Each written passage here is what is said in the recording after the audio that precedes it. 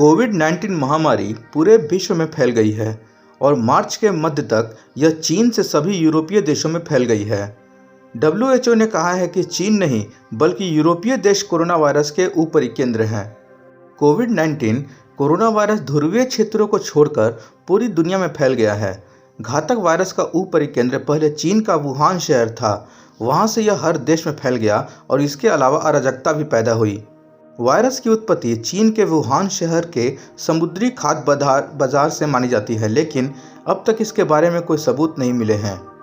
घातक वायरस से लड़ने के लिए दवा या वैक्सीन का पता लगाने के लिए कई चिकित्सा संस्थान और अनुसंधान केंद्र इस पर काम कर रहे हैं। कोविड-19 बहुत घातक वायरस है क्योंकि यह कुछ ही समय में फैल गया। यह मानव से मानव संपर्क में फैल गया और यदि कोई सावधानी नहीं बरती जाती है तो यह समुदाय में फैलेगा, जैसे इटली में हुआ है।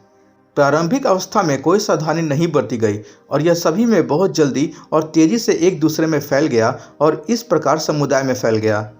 बीमारी के प्रसार को रोकने का एकमात्र तरीका विभिन्न देशों के चिकित्सा संगठनों द्वारा किए गए कुछ दिशा निर्देशों का पालन करना है। वायरस के बारे में ध्यान देने योग्य सबसे महत्वपूर्ण बिंदु यह है कि यह बहुत तेजी से फैलता है और कम प्रतिरक्षा वाले व्यक्ति को संक्रमित करता है और बुजुर्ग लोग ज़्यादातर प्रभावित होते हैं।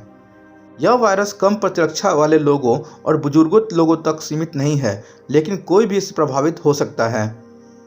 यूके के मुख्य वैज्ञानिक सलाहकार पैट्रिक वॉलेंस ने कहा है कि झुंड प्रतिरक्षा एक विकल्प है जिसे सरकार कोरोना वायरस जनित बीमारी कोविड-19 से जूझने के अपने प्रयासों में तलाश रही है।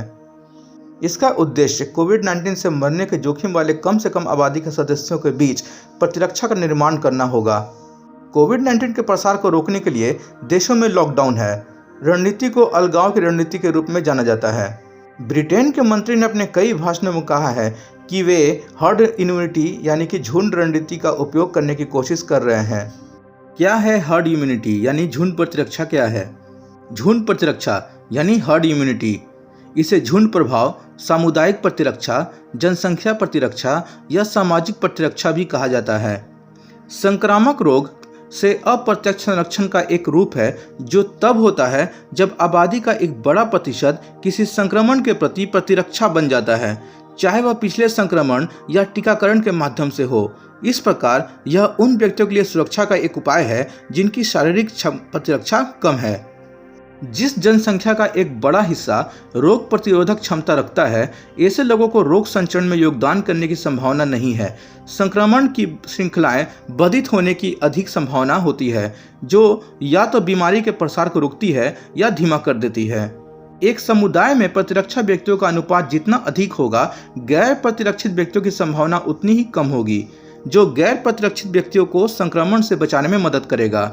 टीकाकरण या पिछले संक्रमण से उबरने पर व्यक्ति रोग प्रतिरोधक क्षमता विकसित कर सकता है। कुछ व्यक्ति चिकित्सा कारणों से रोग प्रतिरक्षा विकसित नहीं कर सकते, जैसे कि इम्यूनोडिफिशियंसी या इम्यूनोसप्रेशन, और इस समूह में झुंड प्रतिरक्षा सुरक्षा का एक महत्वपूर्ण तरीका है। तो क्या सामुदायिक प्रतिरक्षा यानी हर्ड इम्यूनिटी से हमें कोरोना वायरस से बचा सकती है? यदि आपके पास कोई नई बीमारी है जैसे कि कोविड-19 जिसके लिए हमारे पास कोई टीका नहीं है और इससे देश में पहले कोई भी कभी भी संक्रमित नहीं हुआ है, तो यह बीमारी आबादी में फैल जाएगी। लेकिन अगर पर्याप्त लोग एक प्रतिरक्षा स्मृति विकसित करते हैं तो बीमारी फैलनी बंद हो जाएगी, भले ही कुछ आबादी की रोग प्रतिरोधक क्षमता मजबूत न हो। यह झुंड प्रतिरक्षा है और यह संक्रामक रोग के खिलाफ पूरी आबादी की रक्षा करने के लिए एक बहुत प्रभावी तरीका है। यदि हमारे पास वैक्सीन नहीं है, क्योंकि हमारे पास कोविड-19 के लिए वैक्सीन नहीं है, तो झुंड प्रतिरक्षा प्राप्त करने के लिए आबादी के एक महत्वपूर्ण अनुपात को संक्रमित और रिकवर करने की आवश्यकता होगी। हर्ड इम्यूनिटी यानी झुंड प्रतिरक्षा को सक्षम करने के लिए जनसंख्या के खासे प्रतिशत का रोग प्रतिरोधक क्षमता में मजबूत होना आवश्यक है, लेकिन यह इस बात पर निर्भर करता है कि कोई बीमारी कितनी संक्रामक है। उम्मीद है कि हर्ड इम्यूनिटी यानी झुंड प्रतिरक्षा के बारे में यह जानकारी आपको उपयोगी लगेगी। मिलते हैं कुछ और जानकारियों के साथ अगले वीडियो में। तब तक के लिए धन्यवाद।